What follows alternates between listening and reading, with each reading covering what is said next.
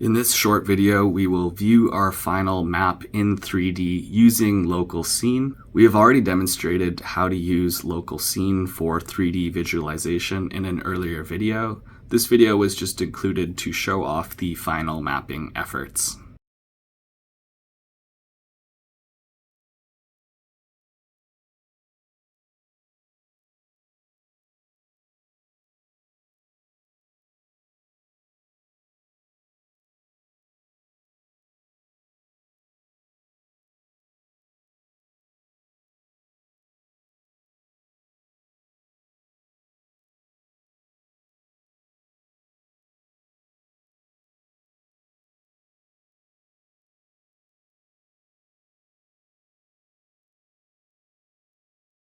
In the next video, I will show you how to format and export your final map product as a PDF using the layout view.